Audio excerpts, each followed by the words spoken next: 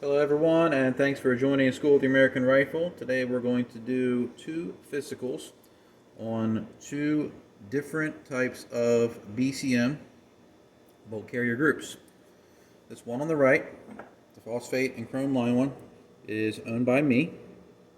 This one does not have a high round count on it, maybe a couple hundred rounds on it. It is taken apart because it was rather dirty and had a lot of lubricant on it, so to do proper gauging I had to clean it up. So that's why it's taken apart. This one on the left is from a upper receiver video that I did today. It was a Sons of Liberty Gunworks East India upper, and the owner put this BCM bolt carrier group in the upper. So this was not installed by Sons of Liberty into that particular upper, but this was in the upper. And this is also disassembled because it was dirty and I had to clean it in order to do a proper gauging and inspection procedure. Something that I did want to point out before we got started is this right here is not fouling that wouldn't come off. It appears to be corrosion of some type. It's in several areas of the bolt carrier group, right here around the vents and on the other side.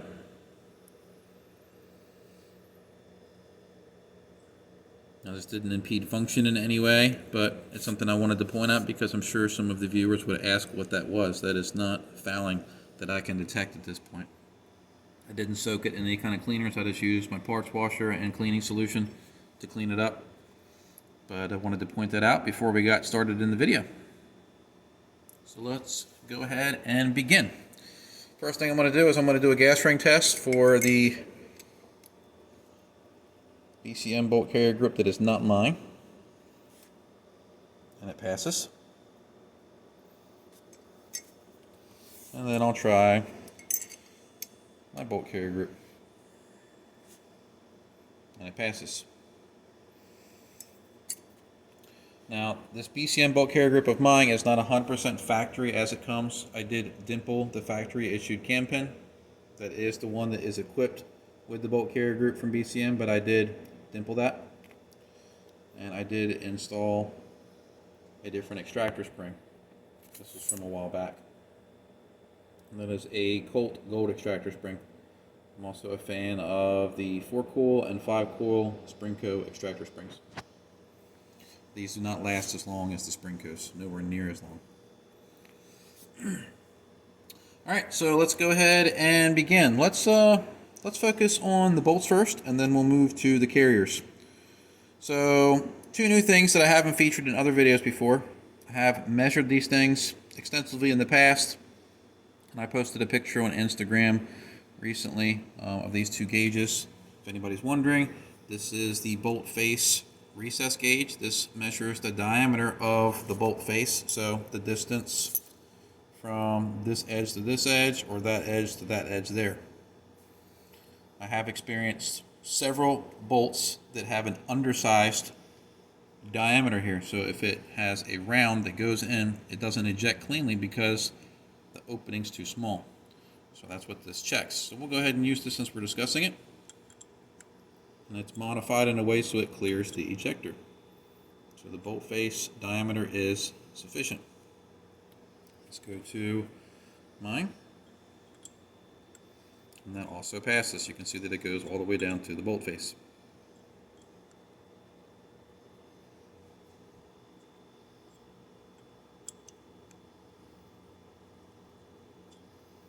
Another thing I need to point out that I forgot to mention is this does have a slightly modified ejector. I did put a more aggressive bevel on it, and it does have a Springco ejector spring in it. I don't mean to infer that Bravo Company uses bad springs in their guns, but I've come to trust Springco springs exclusively for my bolts, so that's what I use. So both of them pass the bolt face resets gauge. Next gauge that we'll go ahead and showcase in this video is the bolt cam pin hole.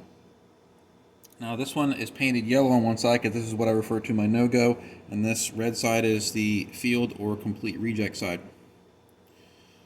Now the complete reject side actually has a taper to it, and the reason that it has a taper is because I'm looking for an egged out hole. I've done a good bit of testing on this. Essentially what happens is when there's enough slop on a cam pin when it's installed. I'm exaggerating, but let's say it has a lot of slop like this. Every time the bolt cycles, unlocks, goes in the battery, it's a little bit violent in this area here. The more slop that you have in the cam pin, the more that it imparts that violence onto the bolt itself. So what can happen is it's more likely to stretch this hole here long ways like this, and when that happens, it's more likely to break the bolt in these places. And I have bolts that are broken there because this area isn't extremely strong on this particular design. Companies like Knights Armament have made changes to the bolt here. They use a smaller cam pin, and these areas are a little bit more beefed up, so it strengthens the bolt and prevents that kind of breakage. But what I've done is intentionally kept track of bolts, ones that are about to fail and ones that do fail, and I created a specification for one that gives me warning that one is about to fail. Now, the no-go side is just a standard plug gauge, so I don't want it to go in all the way. It starts a little bit here, but that does not mean that it fails. It has to go completely all the way to the other side where it's peened or swaged over. So just because it starts there at the mouth means nothing. So it's not even going to start on this one. See? And when it's about to fail, it's not going to go in like this. It's going to go in like this because, again, it's trying to stretch the bolt. Imagine you had this in some kind of fixture and you were trying to pull the bolt apart. That's how they break. So if it's about to reach that point, this gauge will go in like this and pass all the way through. It doesn't, see? The no-go starts just in the opening, but does not go into the hole at all. You can see right there. So, again, good. So let's move over to my bolt. Can't go in on the swage side. We'll go in over here. Look, doesn't even start on this one. Much fewer rounds on this bolt than this one on the left. And of course, because the no-go won't start, look, this won't even begin. So, I want to take a moment to showcase that. I won't discuss those in as much detail in other videos because I've gotten that out of the way. Alright, so let's measure firing pin protrusion.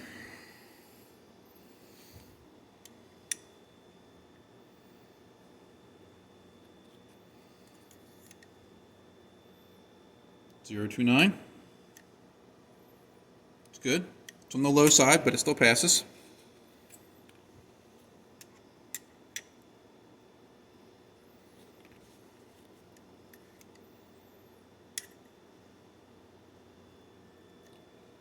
.027. We're slightly short here. It should be .028. So let me grab another firing pin and see if that's the issue. It might just be the firing pin.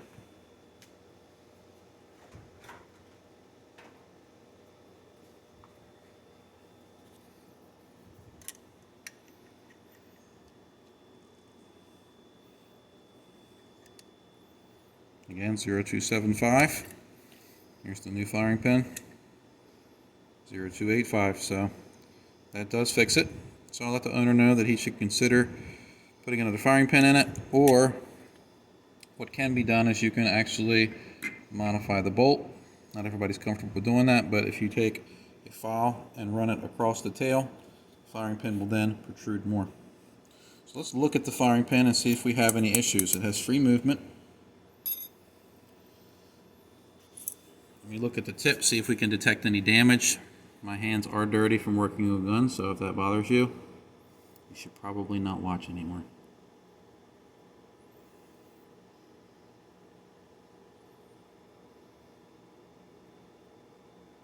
Tip looks good. For some reason we can't get it. There we go.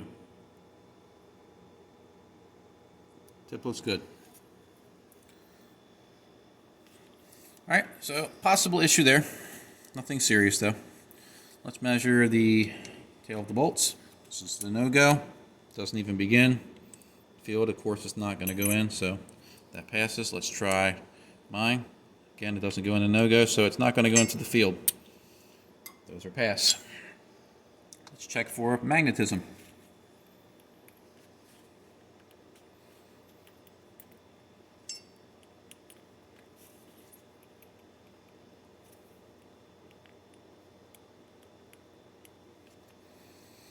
This past weekend we had a full class, and out of the students we had probably half a dozen bolt carrier group parts or subcomponents that were magnetic that we had to demagnetize, so pretty busy on that.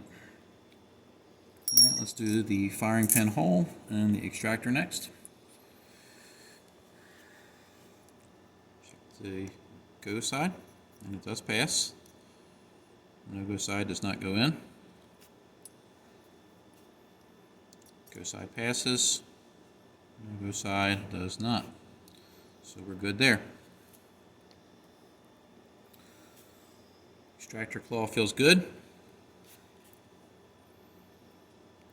On both examples, we have just the insert and spring without the donut. If you use the insert and the donut, it usually adds too much tension. Most often when you see the insert and the donut being used, it usually means that the company is using a substandard spring, not always, or something severely wrong with the gun if it requires both along with a good spring. Even Alan from Spring Co. will recommend to use one or the other, so I'm not alone in that opinion. So take that for what it's worth. Use what you think is best, but that's my advice. Alright, let's check and make sure that the extractors move freely on their pivot pin. That one does. That one does, not as freely. Maybe I didn't get all the crud out. There we go. Just had a little bit of crud in there still. Firing pin retaining pins look good on both examples. Let's check the extractor groove. It passes on the used BCM. No go side does not go in. So the extractor is good on that example. On mine, go side passes. No go side doesn't. So that passes. Let's check the cam pin and the bolt. We already checked the cam pin hole. We have minimal slop there, nothing serious. A little bit more wiggle that way. That's how it usually sits. That's how it sits in the bolt. Let's check mine. Mine has very low round count. You can see that got a little bit of a mark there. And that's it. There's one there and one there.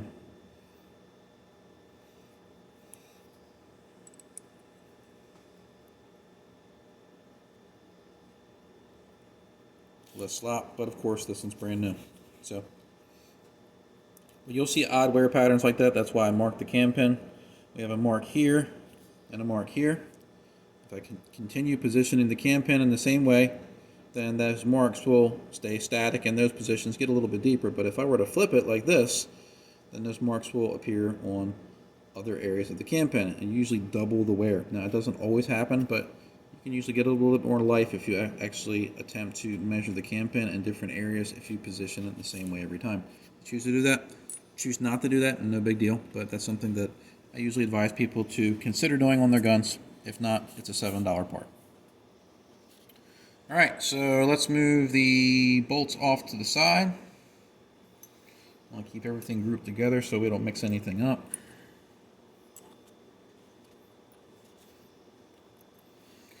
Alright, we still need to check headspace.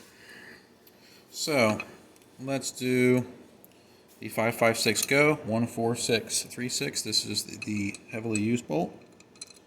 Passes. My bolt. Passes. 14646, which is the proper 556 go gauge. The used one. It's tight, but it does rotate. Mine. A little bit more loose, but it does pass. Field gauge, it should not rotate on, and it doesn't. Mine, no rotation. Good.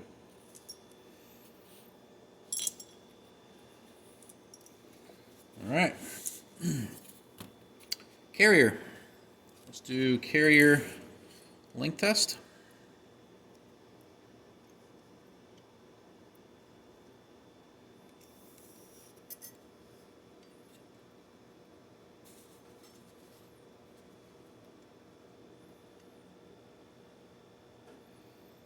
1667.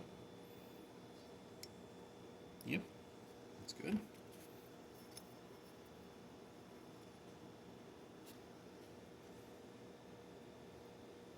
One 667. Good.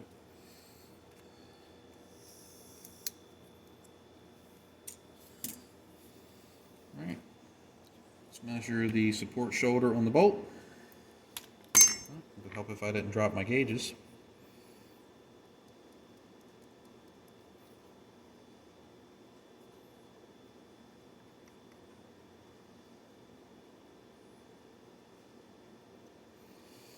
All right, let's check this for 0, make sure that we're still good.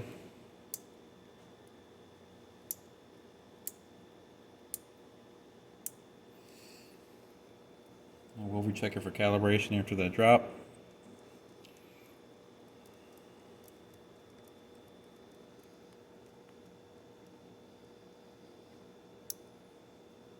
$52795. That's for the new one. And the well-used one, $52735. Set that off to the side. We're good. All right, let's check for obstructions in the gas key. We are good. And in my example, we are good. All right, we need to do our reverse carrier key screw test. So let's take these over to the vise.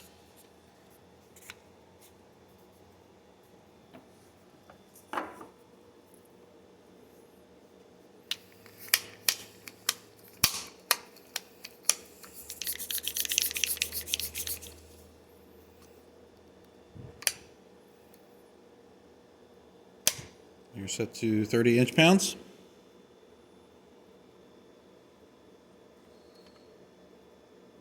All right, and let's check. No movement. No movement. There was a lot of crud in that screw though. Guess I didn't clean it as good as I had hoped. But they do pass. And the staking is very good. Let's put mine in here. Staking is very good on this one. No movement. No movement. Passes.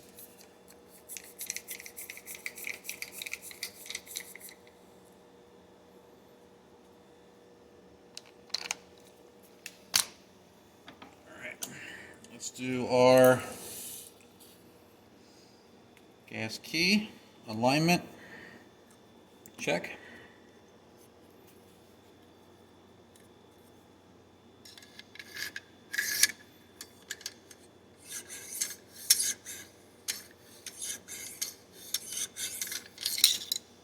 That one was binding a little bit, so let's try another rod on here, just in case that one's not lining up because it was a little tight.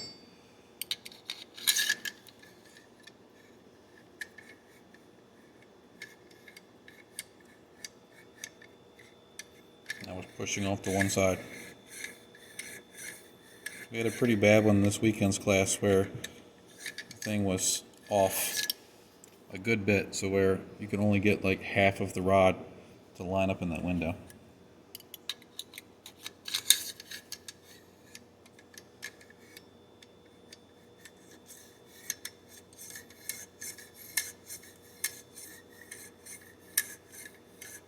So we're good there.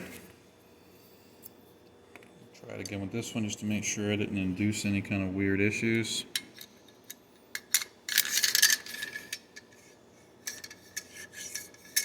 We're good.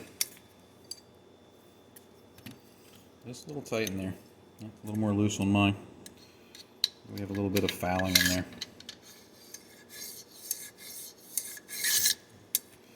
And drop straight through.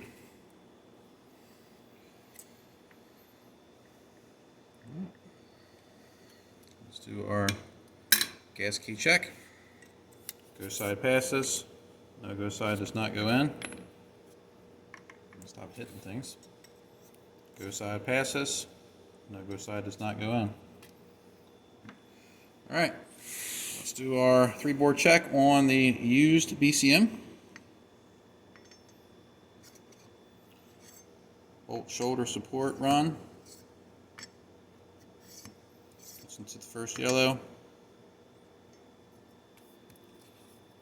Try mine.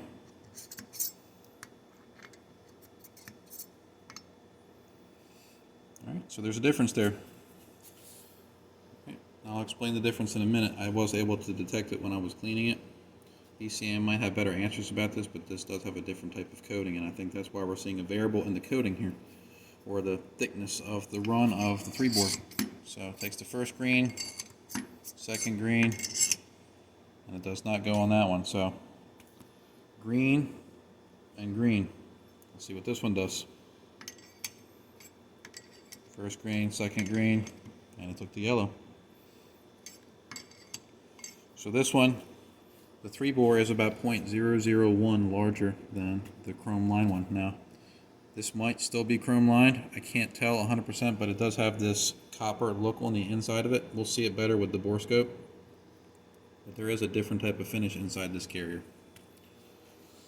All right, let's try the bolt tail run. Takes the first green, second green, and the yellow. Does not take the red. Phosphate one. Takes the first green, second green. That one felt tight. I don't think this one's going to go, and it doesn't. So, again, 0.001 larger for all 3 of the 3-bore runs for this particular bolt carrier group. Now, is that going to cause it not to work? No. It just means that this particular coating that BCM used, or this particular example, has a slight variance from what they normally use on their chrome. Now, I've gauged out a lot of BCM bolts, and this one's sort of an anomaly when you compare it to their chrome-lined phosphate bolt carriers. Overall on the bolts, the carriers, the tails feel pretty good. This one you can see a slightly raised shiny mark on the well-used one. But there's no serious rough edges on it anywhere. The belly of this one here has some wear on it from being used pretty well. You can see some wear on my example too. There's some wear on the rails.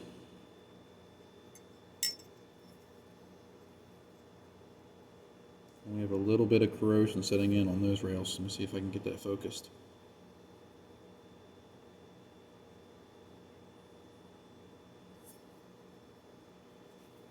So maybe the owner was shooting something that was mildly corrosive in it. Not sure. Maybe it was in a very humid environment and just didn't have adequate protectant on it. It could have been lube, but maybe the lube just wasn't a good protectant.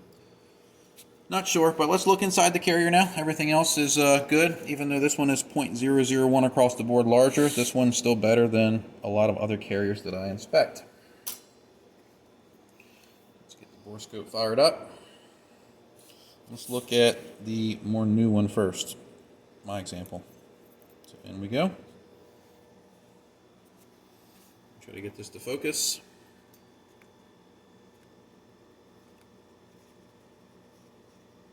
There we go. Very smooth finish.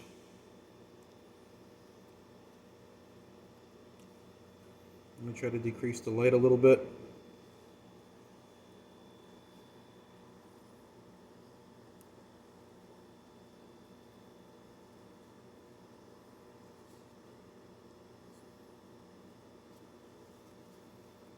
We're having a little bit of trouble getting the angles right with the screen so you can get a good view.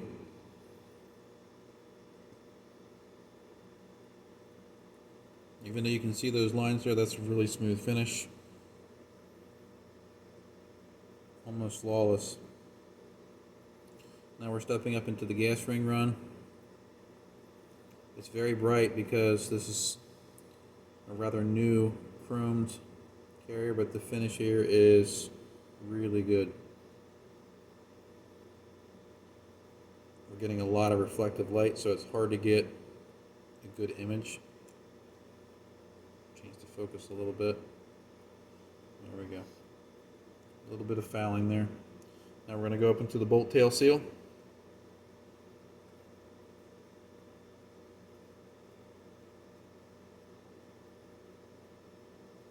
Change the focus again. And it's rather smooth. All right, let's get into the more used one.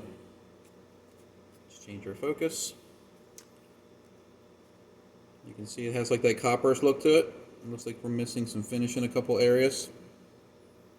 It's rather smooth though.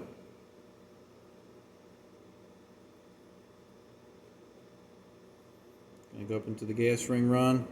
There's the gas ports. That looks pretty good. And then let's get up into the bolt tail seal. A little bit more rough there. Not as nice as other ones that I've seen, but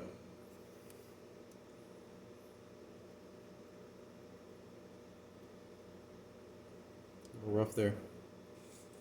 Overall, I think that was a pretty thorough checkup of these two BCM bolt carrier groups. I hope you found this video educational, and thanks for watching.